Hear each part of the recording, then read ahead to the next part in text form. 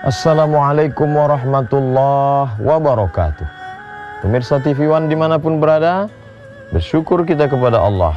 Alhamdulillah. Bersalawat kepada Rasulullah. Allahumma salli ala Sayyidina Muhammad wa ala ali Muhammad. Kita sampai pada ittaqu da'watal mazlum. Takutlah kamu pada doa orang yang teraniaya.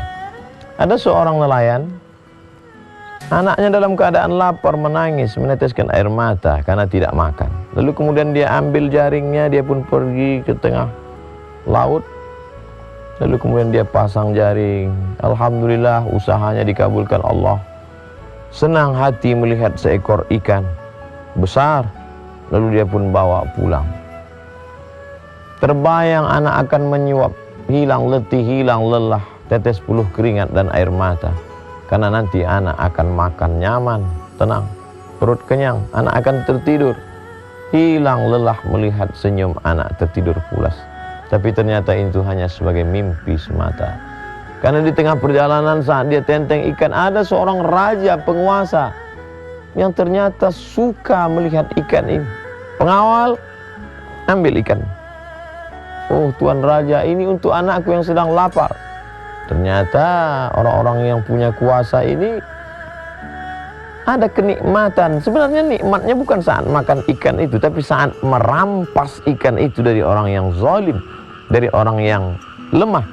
Nampak kezalimannya, menunjukkan kuasa terhadap orang yang hina. Ternyata ada kenikmatan tersendiri bagi mereka yang punya penyakit luar biasa. Nikmat kekuasaan berubah menjadi azab yang luar biasa. Ambil ikannya.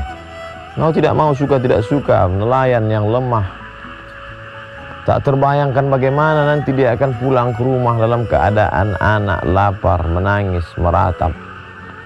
Tapi itulah kenyataan yang harus dihadapi. Apa yang terjadi? Ratu senang melihat ikan besar. Ini ikan besar, ya, ikan kesukaan Tuan Raja. Ikan menggelepar, takdir berkata, taring ikan mengena ke ujung jari raja. Tiba-tiba saja raja merasakan sakit yang luar biasa. Dipanggillah tabib, dokter, untuk melihat apa yang terjadi. Ternyata racun dari ikan, ikan beracun, sudah masuk ke darah dan sudah mulai terasa. Lama kesembuhan tak juga tiba. Bagaimana ini tabib? Bagaimana ini dokter? Nampaknya tangan Tuan Raja harus diamputasi. Tidak ada obat lain, tidak ada. Akhirnya jari harus hilang. Tapi ternyata nyerinya tetap tidak hilang. Jari sudah hilang karena dia bukan berada di jari tapi sudah masuk ke darah. Kalau begitu harus dipotong sampai ke pergelangan. Na'udzubillah, menyakitkan, mengerikan, menakutkan. Tapi ini harus dilakukan. Kalau begitu harus dipotong sampai ke pergelangan tangan.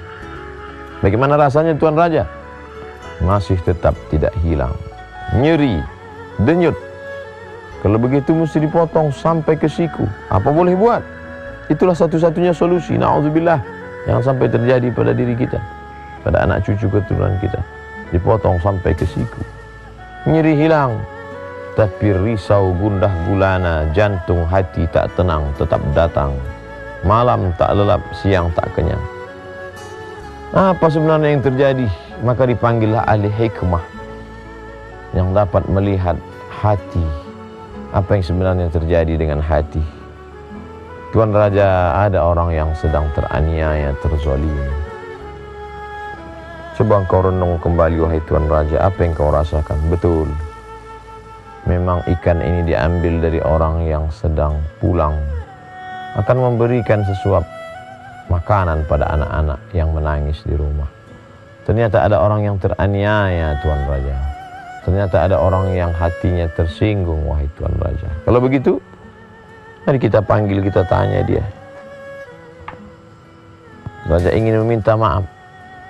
Maka dipanggillah nelayan yang teraniaya ke istana Tuan Raja yang megah dan besar. Lalu kemudian ditanyakan kepadanya, sudikah engkau memaafkan, berdamai? Nelayan itu dengan lapang hati memaafkan. Begitu rupanya mereka yang susah.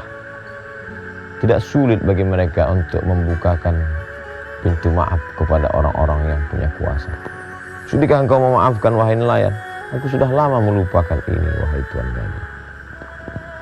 Apa sebenarnya yang kau doakan? Apa sebenarnya yang kau katakan? Apa sebenarnya munajat yang kau panjatkan kepada Allah? Sehingga begitu berat siksa yang diterima ini. Apa kalimat yang kau katakan? Tidak banyak Tuan Raja. Apa yang kau katakan? Ya Allah, Raja sudah menunjukkan kuasanya, maka tunjukkan kuasamu. Bergetar hati Raja.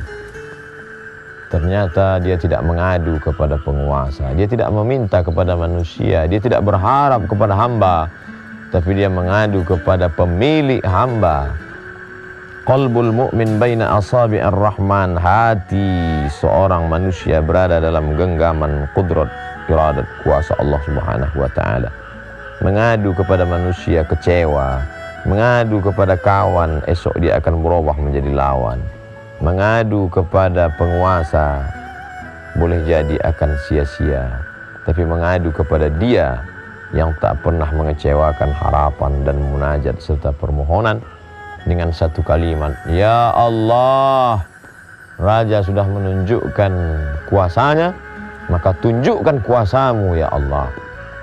Ikan juga lemah, tapi ternyata gigi taringnya mengandung bisa.